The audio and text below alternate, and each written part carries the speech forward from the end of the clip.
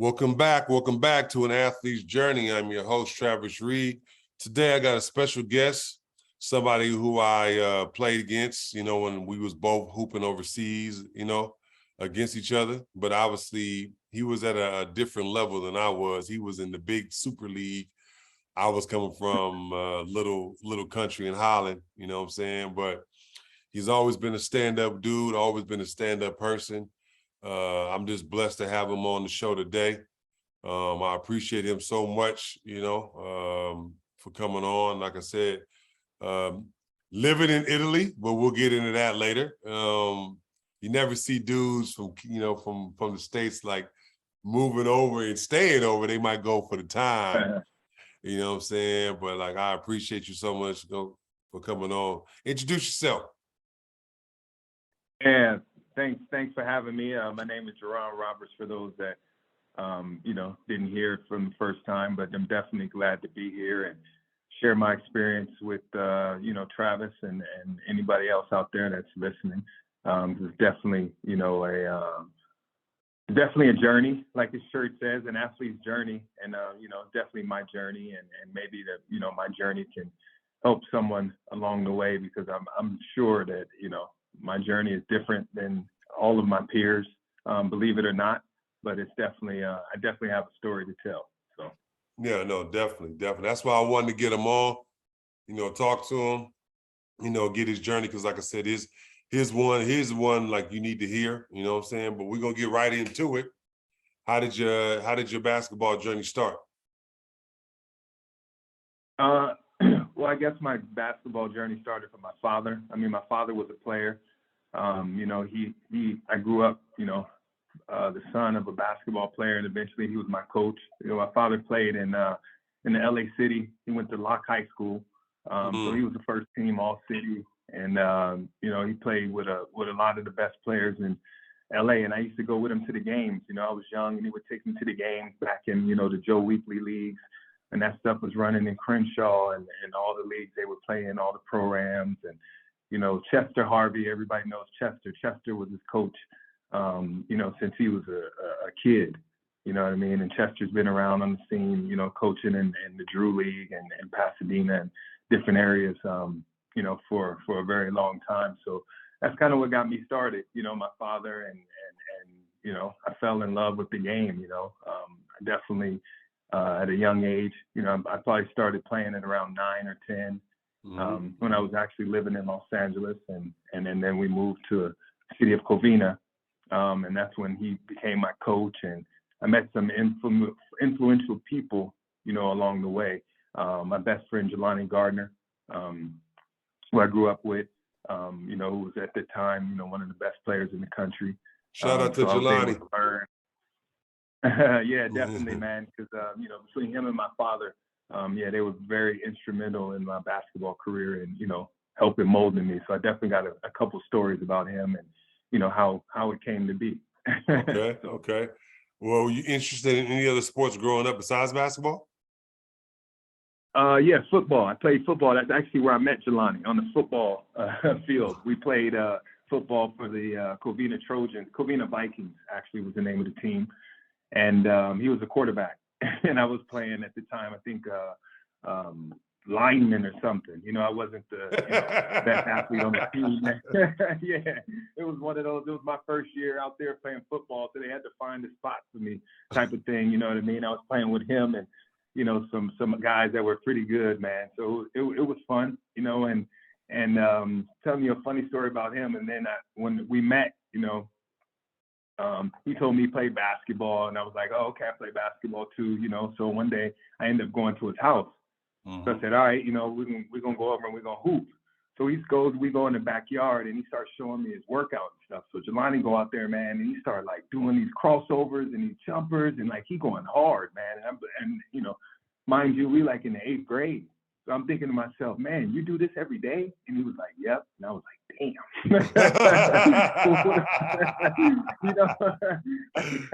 I think right? I'm playing basketball, man. You kidding yourself, man. This man is out here over here like working.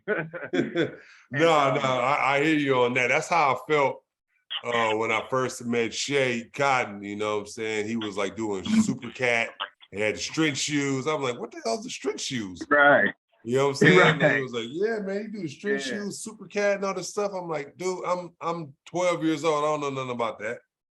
You know what I'm saying? So like I get you on that. Like, trust me, I hear you on that. Like I was like, I gotta step my game up, you know? You know what I mean? So it makes you a better player. You know what I mean? Makes you, take yourself to the next level. And also, piggybacking on that, then one time he took me to a game of his, and they playing travel ball. They playing travel ball, and I don't know who the people are until later, because I'm going in the gym. I'm Jeron. This is the first time, we hanging out. We probably hung out about 2 or 3 times. We go to the gym, and at the gym, it was a game, and it was him, and it was an ARC game against Slam and Jam. So mind you, I done moved to Covina, man, so I don't know nothing about none of this. And on the court was him, Cameron Murray, Ricky Price. It was all the, ballers of that time, man. And I was like, damn, man, this is, I want to be a part of this, man. Alex Lopez, back then, I was like, damn, okay, yeah. If I want to be a baller, I got to get to this level. Yeah, no, definitely. Back then, when we was hooping, it was like, it's not like it is now where it's a bunch of different teams and a bunch of different coaches, whatever. It was like, literally like, exactly. Yeah, ARC, K-Swiss, Slam and Jam, like those are the big 3. And if you got on one of those teams, you got to be seen at North Hollywood High School or gym, like Victoria Park or something like that. That's where you see all the guys like you was talking about playing at those leagues back then. You had to earn that name. You had to earn your name. So, so obviously that was going to be my next question. Was that your first AAU experience? Yeah, that was the first AAU experience. I got to experience it, from the outside looking in, man, because we were playing, neighborhood ball at the rec leagues around the way. And so it wasn't as tense as, Cam and those guys. And those guys were a lot more advanced than us, man, at the time, because they were, all playing. They were used to, getting the free shoes and the thing, this and the uniforms. And, we coming out of the neighborhood rec leagues, man. And some of us moving from, South Central to the suburbs. We just got there. You know what I mean? So it was, it was a different time, man. Definitely. Definitely, you're right. That's how I got introduced to it at Victoria Park. I was playing with my dad, Boys and Girls Club team. And like we played ARC, or actually we played ARC the second game. We played Shay and them the first game, got smacked by 50. Shay, it was like 11 years old. Shay dunks it on us. I'm like, this dude can't be 11 years old, right? And the next game we lose to ARC by like 25 with Jason and Jeron Collins. And then the coach was like, put Travis on my team. So I left my dad's team and went to ARC. Okay, nice. Yeah. So what high school did you end up going to? I went to Charter Oak, man. I went to Charter Oak High School in Covina. And yeah, that's another part of the journey that, that I like to share with people. Not many people know that, but that my senior year, so I only played varsity 1 year, man, because I had went to Bishop Ammon as a freshman. Okay. Jelani, me and him being best friends, so he talked me into going to Bishop Ammon. Right. But he was, Jelani Gardner, and I was Jeron, so he was on varsity as a freshman. You know what I mean? He was the starter, and I was on the freshman team, and I was the starter on the freshman team. You know what I mean? So we had 2 different paths. But towards the end, man, I just wasn't feeling the situation athletically there. And I said, Jay, I'm going to transfer, man. I'm going to go to Charter Oak.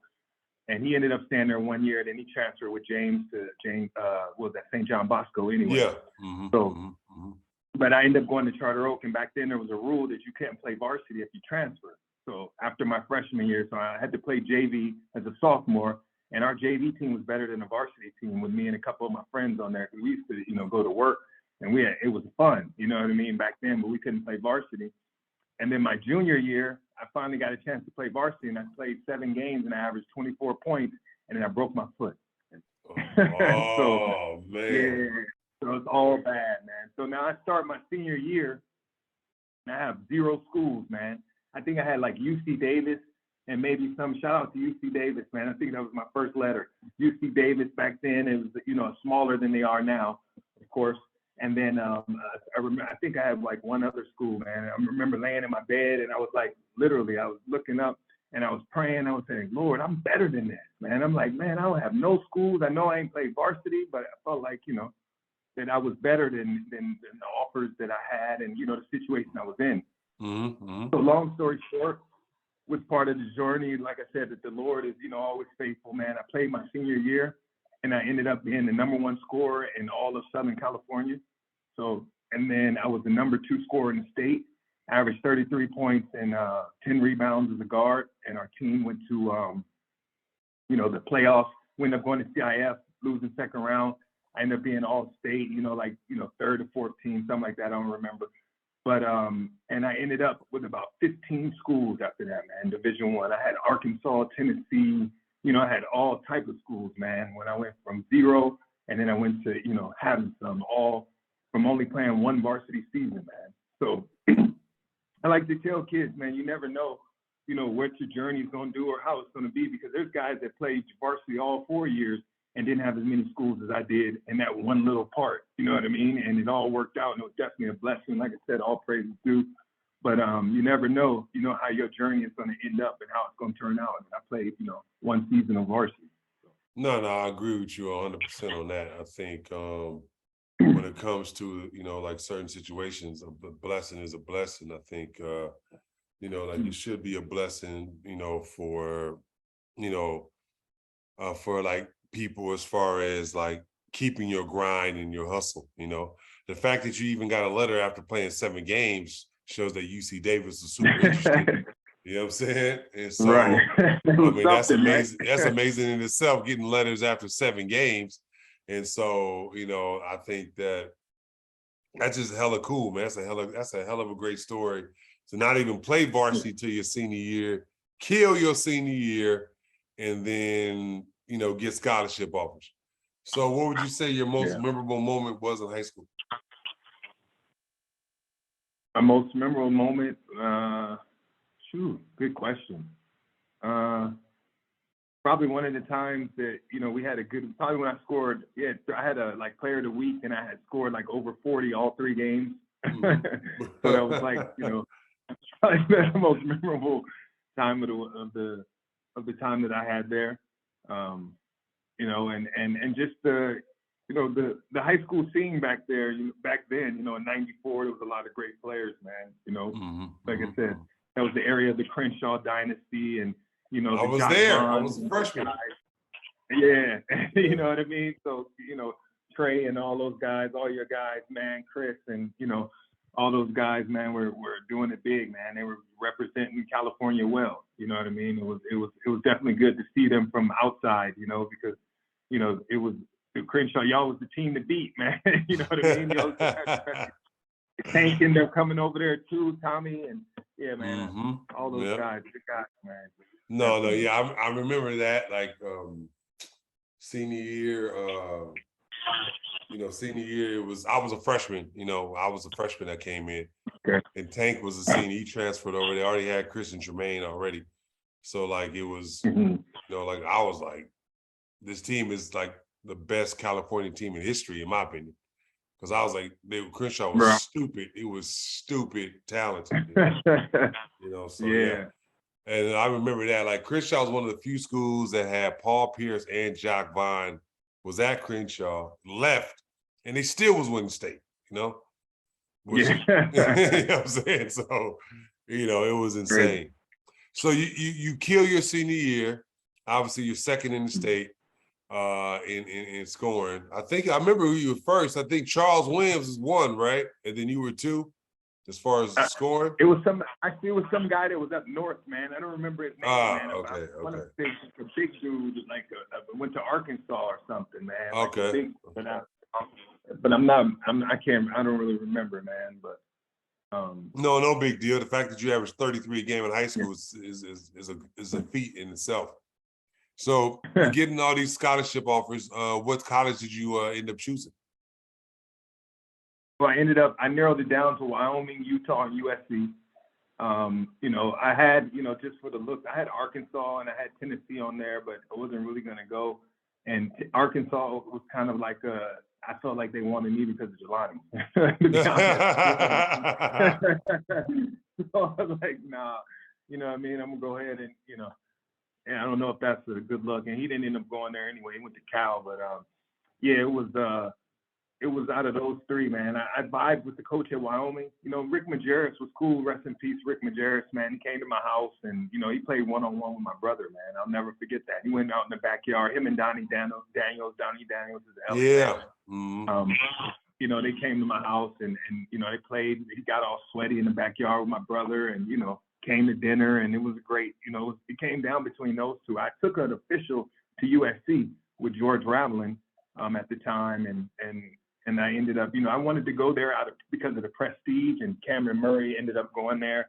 And I thought about going there, but I just felt like the situation, man. I don't know. I saw that it was, you know, that was around the time that I think Rav got into a car accident and things just wasn't the same. And when I look back, hindsight, it was the best thing because they ended up having like 4 coaches in 4 years, man. So yeah, I remember that after Raveling. I remember that. Yeah, you remember that time they went through? So it was a time that, you know, I was looking at going there. So Wyoming ended up, you know, Joby Wright was there. He was a coach. He was a good coach. He went to Indiana. You know, he ran the motion offense, and I ended up clicking with the guys there. And, you know, I had a good time there, man. And Wyoming, it's a small town atmosphere. You know, they don't have a pro team.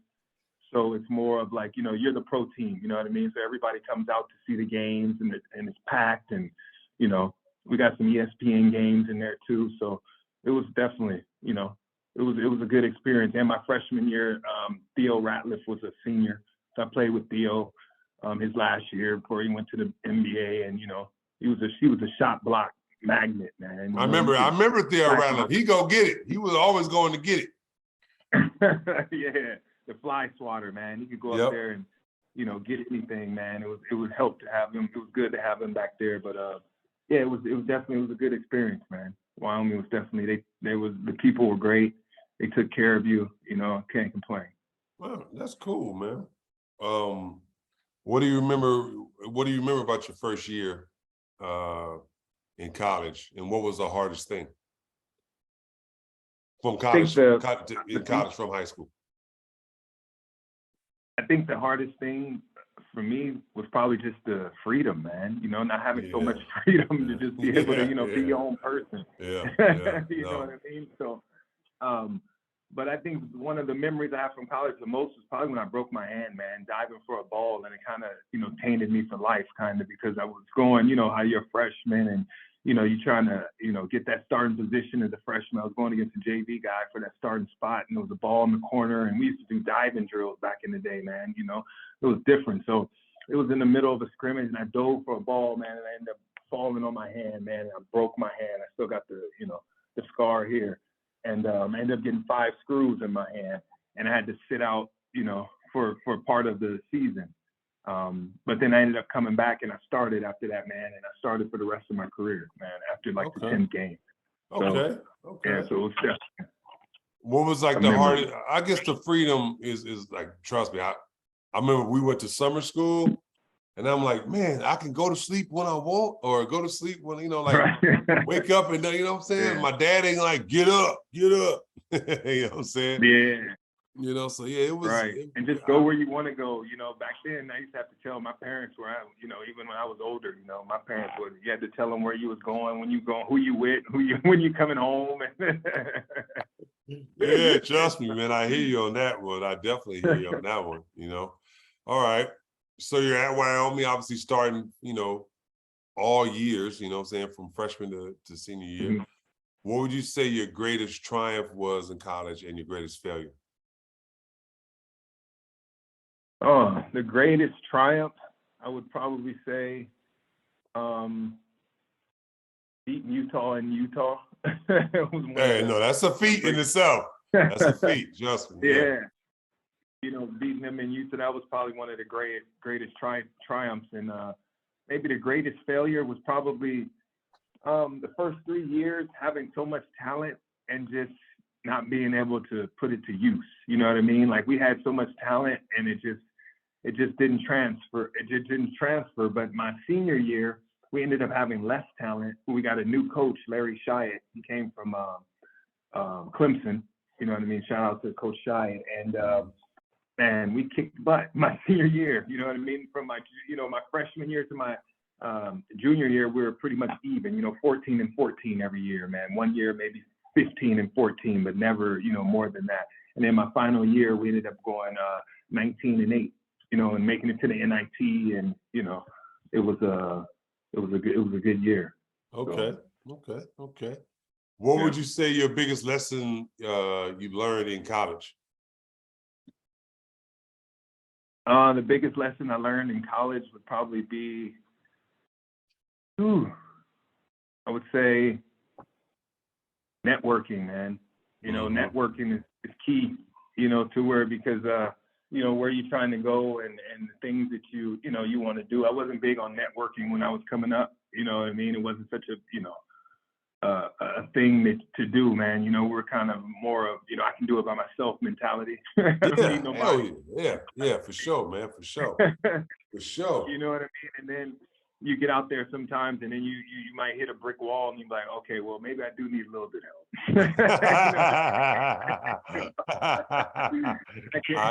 Just a little bit. No, look, I agree with you 100% on that one, bro. Like, you have no idea when it comes to like networking. I wish I would have learned then what I learned now, because back then, back then I was like, nah, I'm gonna just hang out with my boys, my basketball team. But if I don't know now, I'd have been like everybody. Hey, how you doing? I'm Travis. Hey, how you doing? Right. Or had more of a business mind at that time in college, Exactly. You know what I'm saying? So you have a 4-year career. You're just coming off NIT as you're a good player, good starter. What was your process like after college, as far as being a professional? Well, after college, I ended up. It's funny you asked me because a lot of my players, when they ask me about guys that I train or guys that I coach, and they ask me about an agent or things like that, and I tell them, man, I guess I was blessed because when I came out of college, the agents contacted me. You know what I mean? So I didn't really have the agent search, so to speak, or what have you. I had a couple of guys that called me at that time. It's funny because Johnny Cochran. Rest in peace to Johnny Cochran. He was trying to be an agent, man. He was getting right into the business, and I was about to almost sign with him. But he was new to the thing, and I ended up talking to some of his people, and I ended up going with this guy named Don Desjardins. Don Desjardins was a former general manager for the 76ers back in the day, and he had a couple of NBA guys, and he knew the European market, and we just seemed to hit it off well. And he became my agent for my first couple of years, and then he ends up retiring. So he retires, and now it's time for me to look for another agent. And I already had, how in Europe, the American agents work with the European agent, and I learned in the background that my European agent was the one that was plugging all the jobs. You know what I mean? Because he had all the, he had all the. No, trust me, I hear you, man. Like, you know what I mean?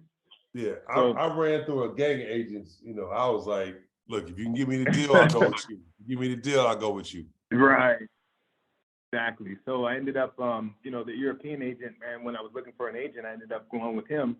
And, I stayed with him, and he became my agent for the rest of my career, man. He was a good agent. Steve Gross. Ended up, he had big players. Anthony Parker played in the NBA. He's the one that brought him. What's his name? His big brother. Yeah.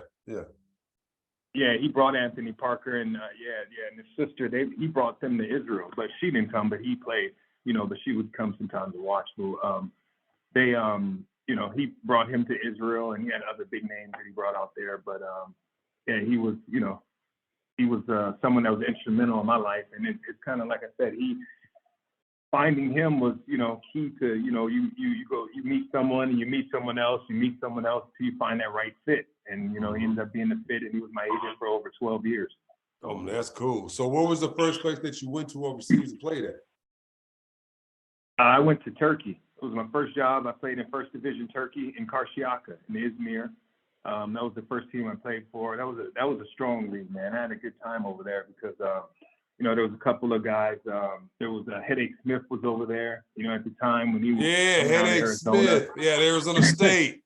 I just Yeah, watched him on that yeah. Netflix special. Okay, yeah. Yeah, shout out to Head, man. That's my guy, man. Great guy, man.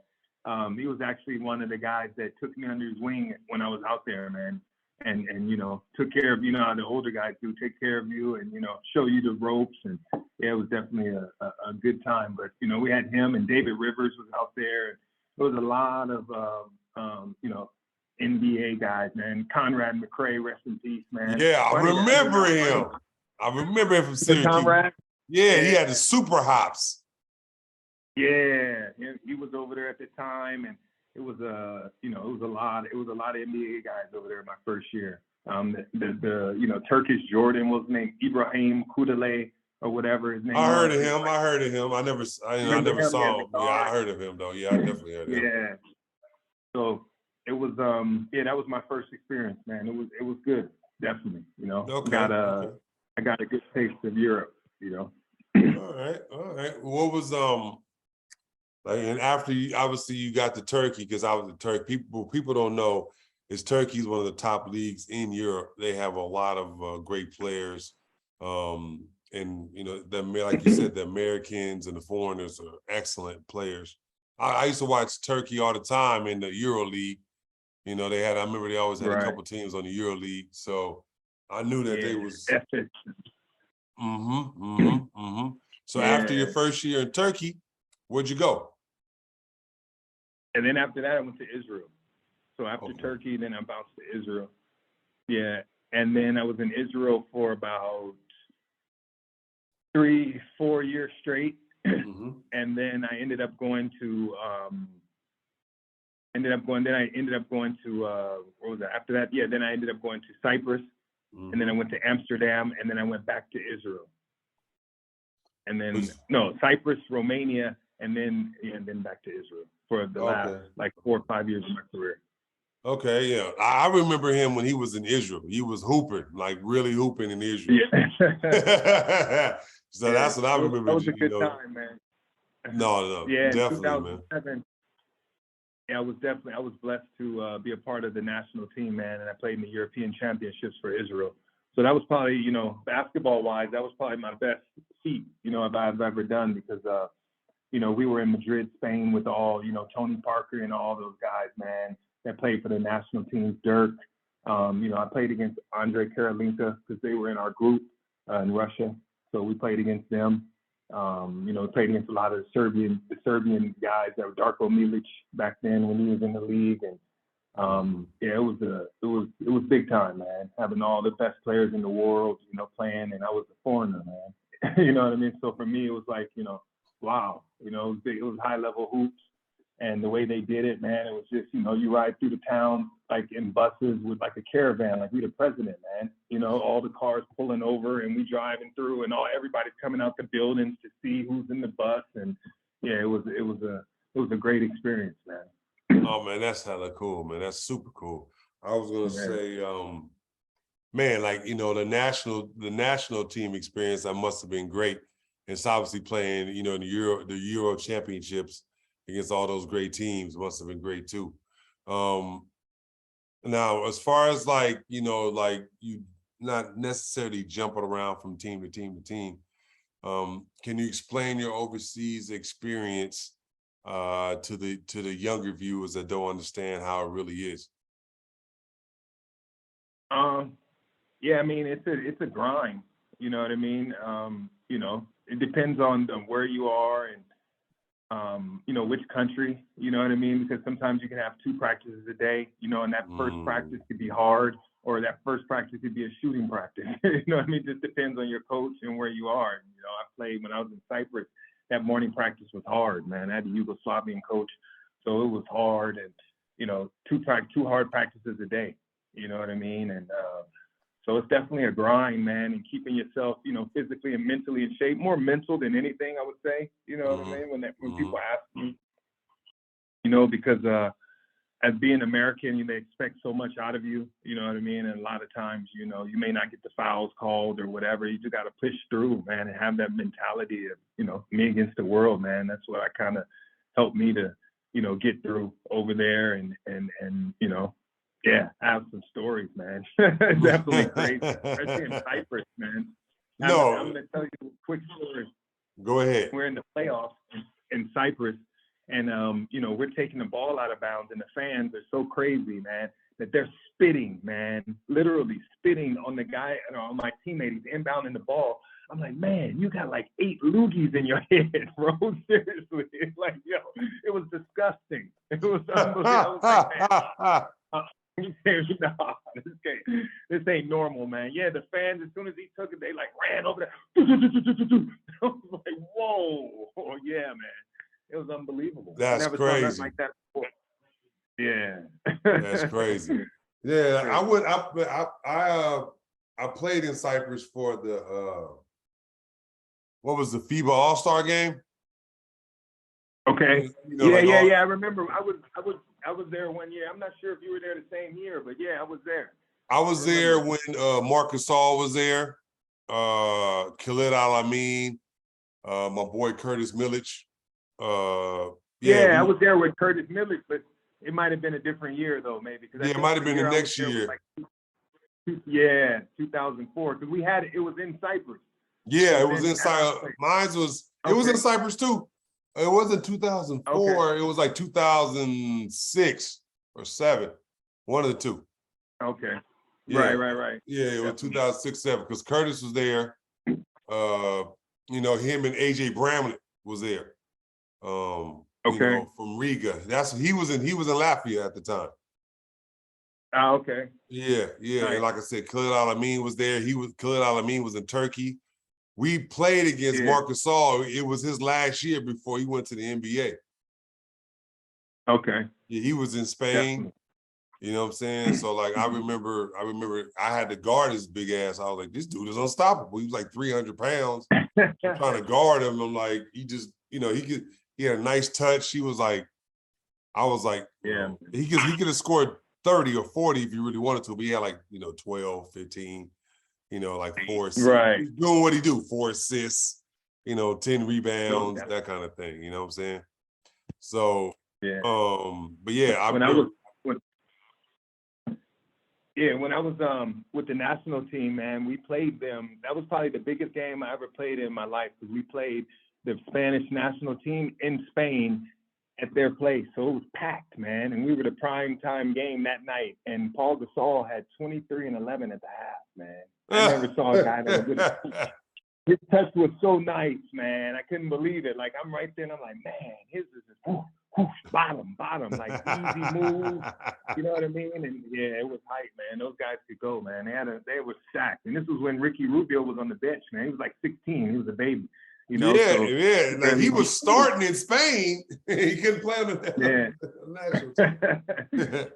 I remember that team. That was a team, obviously, that lost in 08, but went to the championship in the Olympics, you know, in the 08 team. Yeah. You know, lost to and USA. We caught them the summer before in the European Championships in 2007. Yeah, they was, I mean, for like a 4-year stretch, 4 or 5 years, they was rocking. Yeah. You know, it was them and Argentina that was like the real, like, good teams, you know. You know, I remember that. Like I said, I remember that. But we're just get back to your story, man. Like, based on your experience, what would be like the best advice you can give the next generation, you know, of you? Like if somebody's coming up and wanted to ask you something about overseas, I would tell them overseas is the hardest grind, even harder than the NBA, because you're on a series of 1-year deals.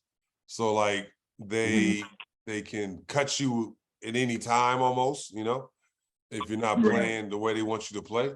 You could even be killing and they're not playing what they want, or they're not winning, or they're not playing what they want you to play, whatever they cut you. I've seen it, you know, a lot of times you cut in and out, you know. So what would be your best advice for the, you know, like the future you? I would say don't quit, man. You know, keep grinding, keep going, because, you know, I've seen some guys that, you know, come to Israel. You know, Israel's a tough place to play. Some people say, you know, they're really cutthroat, and I've seen some NBA guys come over there and get cut. You know what I mean? So it's kind of sometimes just your situation. where you are and what the team is looking for. And, it could just mean maybe that's not a fit for you. So you can't get discouraged, you know what I mean? Because like I said, I've seen NBA guys come over to get cut, or I've seen guys over there that get cut and make it to the NBA. It's kind of like How crazy is that? Yeah. It's like no rhyme or reason, man. You just got to stay working on your craft and just be ready, at all times. And when the time permits itself, you know what I mean? Somebody, you might be in a situation where somebody takes a liking to your game, and then that could be a, segue to, you having a beautiful career, man. You know what I mean? And go where you're wanted. I would say, that people ask me, man, how did you play 10 years in Israel? Because it seemed like every time I would try to leave, somebody from Israel would bring me back. So believe me, I tried to leave lots of times. I'm telling my agent, where are we going this year? What about this? And I get a phone call. Well, this team from Israel said this and that, and they like you there, and you can pretty much do what you want. And man, that goes a long way, man. So where you can go to a new situation, and you know what I mean? It might not be the right situation and pressure and this and that, to where you're in a league where everybody knows you. So, you can be free and be yourself, and that can take your game even up, a couple notches, man. Just being free and out there having fun and playing, high level basketball, man. No, I agree with you. Probably one of the biggest, if not the biggest mistake I ever made was trying to leave Estonia. I was like, man, I got to get to Italy, Spain, whatever. You know what I'm saying? I got to leave no matter what they do.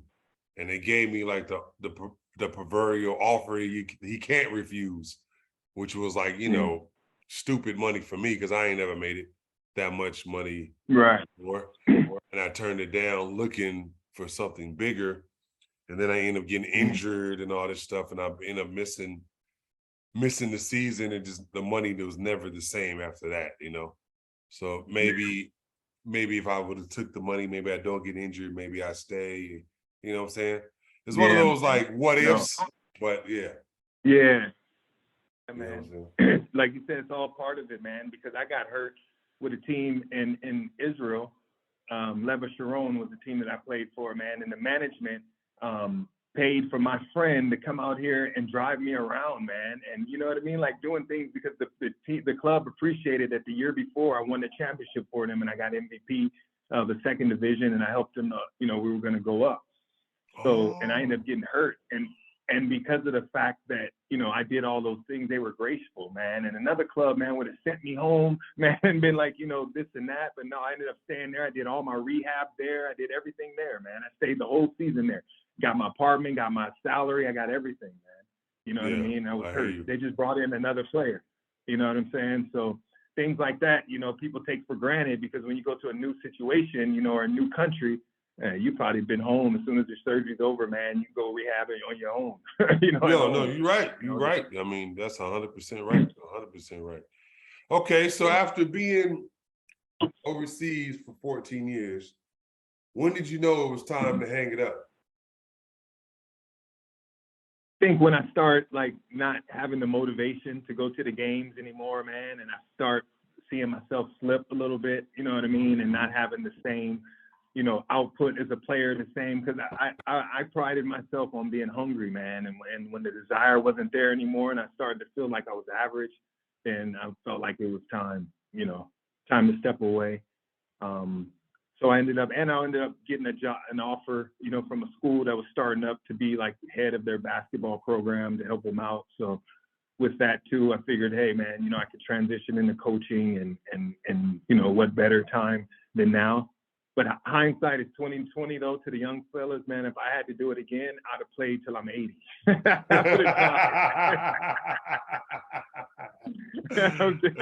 Right. They'd have to walk me off the court, man.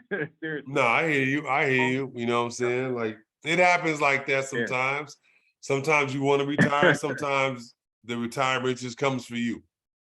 Right. You know what I'm saying? That's how I was for myself. So I get that. Now, what's the best thing you feel? The best thing you feel about being overseas? What was the best thing? Felt free, man. To be honest, I felt like they don't have the stresses of the world like we have in America, man. I felt like nobody was trying to kill me. You know what I mean? Nobody has to No, worry at the park. My kids could go free to the park, and you know what I mean? Like it's you know, it's I call it over here in Italy, man. I call it Chillville. That's my nickname for it. Because everything is so chill, man. It's like it's unbelievable, man. Like the people here, they really like each other. You know, in America, you know, that's a whole nother ball game, man. Things that go on there, but the people here, man, everybody gets along, and they teach family and inclusiveness. You know what I mean? And it's just, you know, it's you know, it's a beautiful thing, man. Definitely, it's quiet, you know, peaceful. You know what I mean? Not as fast as America. So it's you know, that's what I like about it the most, man. It takes you out of the rat race, so to speak. You know, of being in America. no, I 100% agree with you. I think what makes it, you know, like that is like every country, every European country I went to, it was like slow pace. So like at 2 in the afternoon, say I had a day off during a Monday, or like I have my practice isn't until like 8 or 9 o'clock at night, I will go Mhm. to the city and like sit there and have a coffee, you know, Right. and just chill out and just like people watch, because that's what they would do just the middle of the day. I'm just like, Right. ain't none of Yeah. y'all working? Ain't none of y'all got to work? Y'all can just chill. You know what I'm saying? Even seeing people drinking their little macchiatos and just chilling and just talking and reading the newspaper and people watching. I was like, Right. yeah, this ain't California, man. I tell you that. You know what I'm saying? So yeah, no, Definitely. I get you 100%. You know, so after you obviously you lost like the you know the hunger, you know what I'm saying, and you hung it up. Like, how was your transition from professional basketball player to whatever, to coach or whatever it was your first thing was after basketball? Right. I mean, I went directly, you know, it was an easy transition for me only because I started my own business immediately, man. I went right into training kids and, you know, travel ball. I started, you know, JR Global Basketball program out of Covina, and I started training and started just, you know, that training transitioned into, you know, teams and travel ball and, you know, doing that type of thing. So I kind of, you know, made my way easier. And then also coaching in college. Like I said, when I got that college job, I ended up coaching in college for 5 years. So I was the head coach at a now defunct university, Bristol University out of Anaheim. You know, and myself and my assistant coach at the time, Dion Bailey, we ran the you know, men's basketball department. I was the athletic director and the head men's basketball coach. But we ended up having like the smallest, the best schedule in the you know, pretty much in the nation for small schools, because we would play all the D1s in California and they would just kick the shit out of us. Excuse me. But you know, Right. so it'd be like, you know, Arkansas bringing in every week, you know, somebody like Laverne or somebody to play. So Right, I mean, right. but I'd have people, they were, you know, blowing my phone up to get us on the schedule, man. How can we get you guys? Can we get you guys in there right during exam week? So you guys paying? Yeah, we'll be right there. So, so No. you know, it was, and our kids loved it, man, because we had a lot of kids that normally wouldn't have played basketball at that level, you know what I mean, or didn't get a chance, or things happen, you know, this was like their second chance. So for them to go, you know, and play like, you know, we played like 10 D1, we played a 25 game schedule, we played 10 D1s, 10 D2s, and 5 D3s, you know what I mean? So it was always like high level games. And they got to compete. So it was, you know, it was a blessing for them, man. And to this day, you know, I hear from some of them, and they, you know, they always will remember that time, you know. So. Hey, man, that's cool, man. That's hella cool, you know. And you've been Yeah. coaching like that ever since, right? Since you retired and stuff, right? Yeah, pretty much. Yeah, and after that, you know, we ended up coming to Europe, man. The wifey was like, you know, she's Italian. She's from Italy. And so she basically, you know, told me our kids grew up in California, you know, up until they were 5. and she wanted them to go to elementary school in Italy. And she was like, let them see that just so they can see a different part of the world, see a different life, and she could be a little bit close to her family. So I said, all right, I'll try it, see what happens, try something new, and I ended up coming over here and I got into some coaching, and, I ended up finding my way, coaching wise and finding a niche, to where I could be, to where it works, man, to where I can coach and be here and live, and the kids can go to school and everything, works itself out, man. So it's definitely a blessing.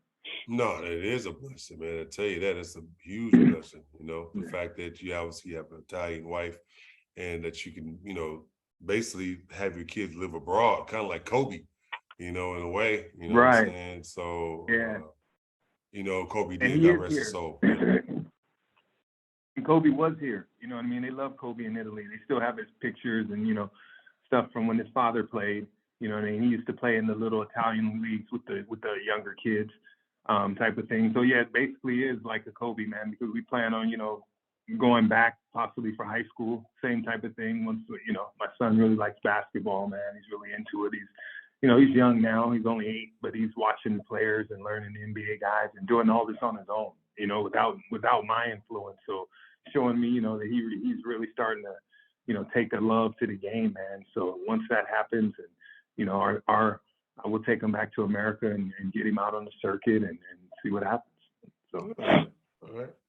Well, we talked about basically your whole career, man. What was like the biggest triumph, you had in overseas basketball in your 14 years? I would say when I broke my ankle, man. I was in in a game. It was about 7 seconds left, and this was in 2001. So this was 3 years into my career. I went up for a ball, and the guy pushed me in my back, trying to foul me, and I ended up snapping my ankle, man. And from there, I went to the game. It was like, I ended up getting carted off the floor, man, in a stretcher, and they took me straight to the hospital because my ankle was like on my heel. You know what I mean? It was like popped up. Don't tell me that. That's already making me. Oh man, it's making me grossed out. Yeah. Kind of like the kid from the Celtics, man. That happened to. Oh yeah. You talking about? Yeah, Hayward. Yeah, Brendan Hayward. Yeah, Brendan Hayward. Yeah. Yeah, remember the same thing, but mine went the other way. You know what I'm saying? So I don't want to think about it. I don't want to think about it, Jay. Exactly.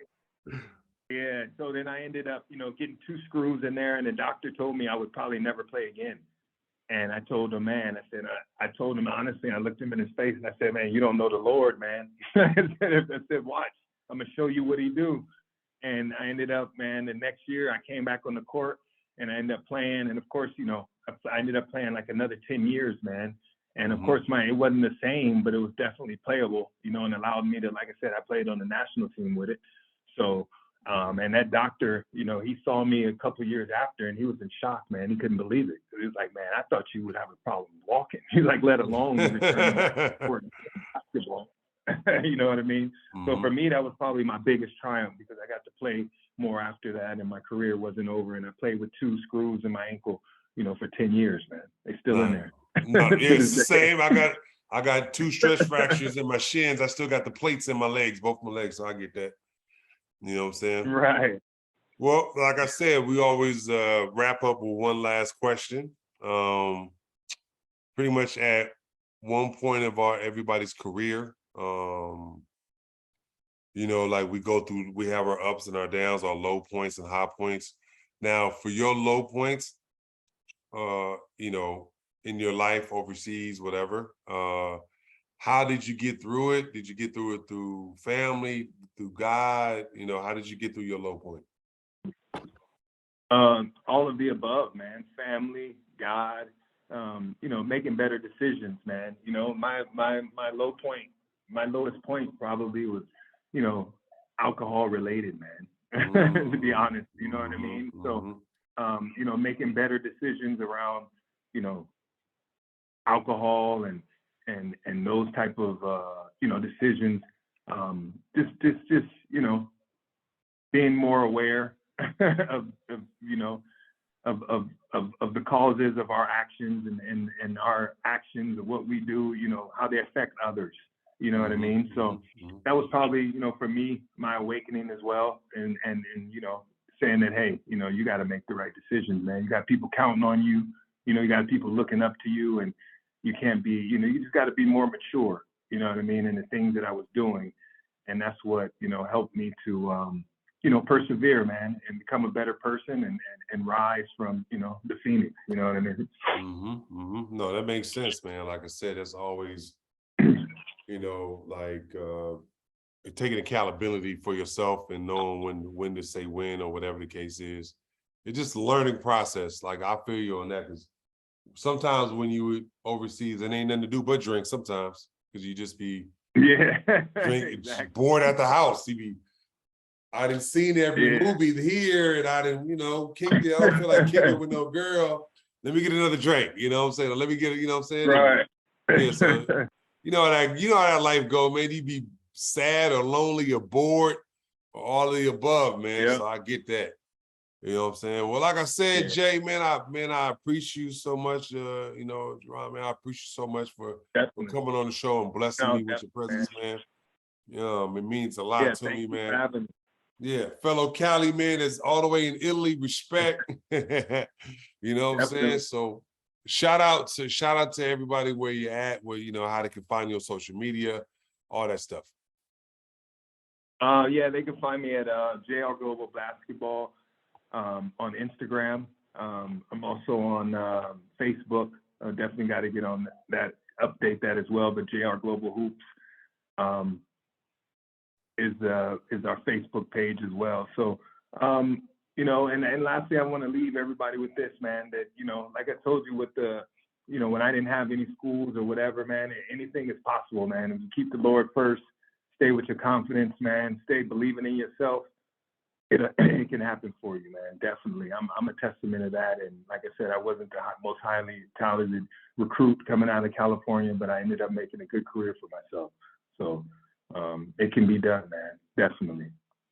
No, definitely. And what he's saying is a fact, you know, like he said, he wasn't the most highly recruited guy, but like he basically turned a senior year to a 4-year college and a 14-year career, you know, not even playing varsity. So like for you guys who are younger, who might be on JV when you think you should be on varsity, or freshmen when you think you should be on JV, you know, listen to Jay's story, man, because it's a one of success. And you don't always have to be the guy, you know, your whole life to get to the goals that you want to be.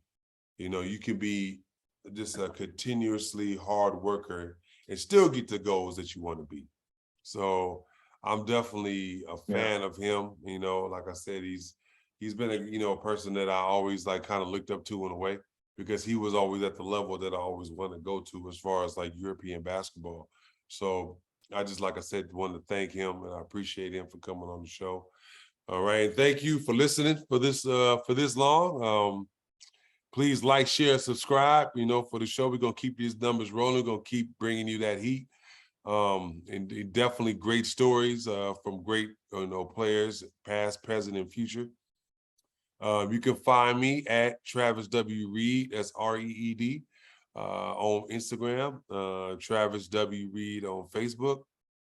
I post all my social media on all that, like, you know, as far as what I'm doing or what shows is out. We've moved up. We are on Spotify. We are on Apple Podcasts, and now we are on Amazon Music. So if you don't have Spotify, if you don't have Apple Podcasts, you can get it on Amazon Music now. And most of the people, if you have Amazon Prime, you have Amazon Music. So like I said, and also for the people, we do put our shows on YouTube as well. If you're looking for an Athlete's Journey merch, feel free to DM me in my Instagram or message me on Facebook. And like I said, I definitely get them out to you. Give me a size and how many shirts you want, whatever the case is. All right. So I want to say thank you for taking your time. And like I said, we'll talk to you next week. Peace.